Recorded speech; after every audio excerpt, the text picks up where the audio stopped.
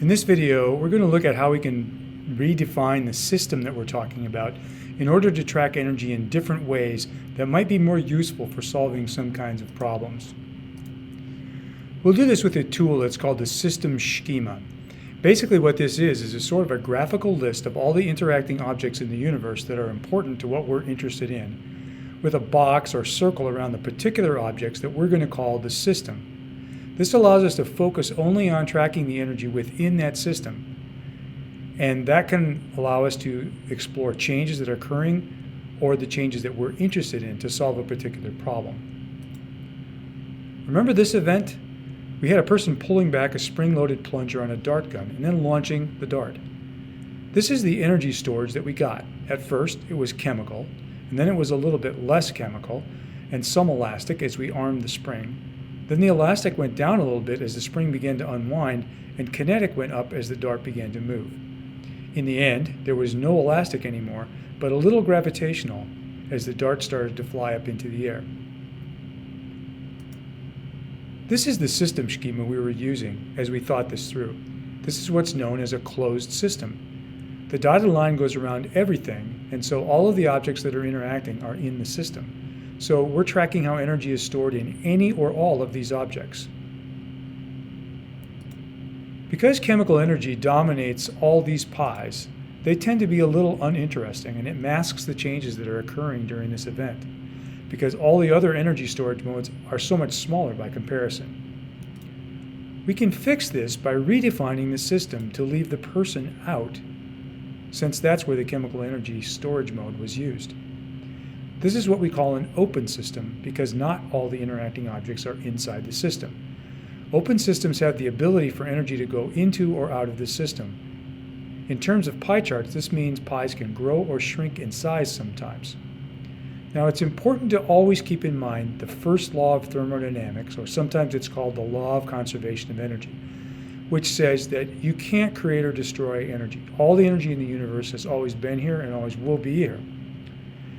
Now, we can lose energy out of our system, or we can gain energy into our system, but we can never make it disappear. So when we cross a system boundary, it seems like the energy is going away or disappearing. It's just not in our system anymore. It's still there. All the ability to cause change, all the energy is constant. Now when we track energy storage with the pies charts as a tracking mechanism, at first, there's no energy stored because the person is outside the system, and that's where all the energy was stored, in the chemical energy storage mode.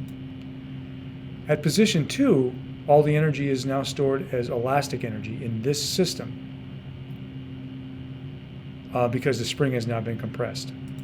At 3, some of the energy is stored as kinetic as the dart begins its motion, and less as elastic because the spring is beginning to relax. At 4, the spring is completely relaxed, so there's no elastic energy stored. Kinetic energy is quite high because the dart is moving fast now, and gravitational energy begins to appear as a storage mode as the dart flies up into the air. Let's try a different version of an open system for the same objects in the same event. In this system, only the spring is in the system.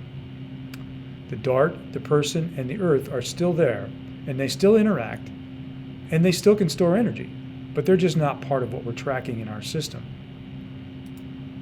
Now, like before, we have no energy stored in the system at 1. At 2, when the spring is compressed, like before, all the energy in the system is stored as elastic energy, because the spring is the only object in the system. At 3, because the spring is still the only object in the system, all the energy is stored as elastic energy, but now there's less of it because energy was transferred out of the system across the boundary from the spring to the dart. So there's less of it, so the size of the pie shrinks. Now when we get to 4, there's no energy stored anymore inside of our system because remember, the system only includes the spring, and that spring has relaxed and transferred all of the stored energy out of the system into the dart. Let's try one more system schema that's open for this particular event. In this case, the dart and the earth will be the only things in the system. The person storing the chemical energy, and the spring storing the elastic energy are now outside the system. In this case, there's no energy stored at 1 because the person is outside system. There's no energy stored at 2 either because the spring is outside the system, and that was where the elastic energy was being stored. At 3, we begin to see energy stored as kinetic energy as the dart begins to move a little bit. At 4, there's much more energy. Kinetic energy grows because the dart's moving pretty fast now, and we start to see a little bit of kinetic energy, which is allowable because this system schema has Earth and the dart both in the system, and that allows us to store energy as gravitational. Remember this event with the family sliding down the hill? We found that chemical energy was stored in all 3 pies, and it really wasn't changing. That's kind of uninteresting because we would be much more interested in tracking things that are actually changing as we go from position 1 to position 2 to position 3. The reason that chemical energy was an unchanging part of our pies is because we had assumed a closed system in the system schema that we didn't think about, but imagine if we can think about it now, we were thinking in terms of when we made this pie charts originally. Let's try a different system schema. This one includes only the Earth and the sled in the system, and it leaves the people out of it.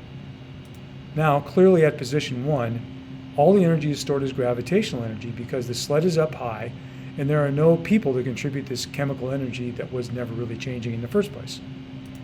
In position 2, the gravitational energy has dropped because the sled has moved down the hill a little bit, and kinetic energy is increasing because the sled is speeding up. When we get to position 3, all the energy is stored as kinetic energy because we're at the bottom of the hill, and now the sled is moving very fast. These pies are all the same size because the system includes all the storage modes for the system as it goes through this change.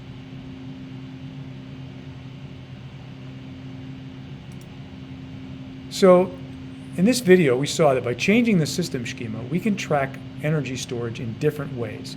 This allows us to isolate different parts of the universe depending on what it is that we might want to explore or what kind of a problem we need to analyze as we're solving for energy.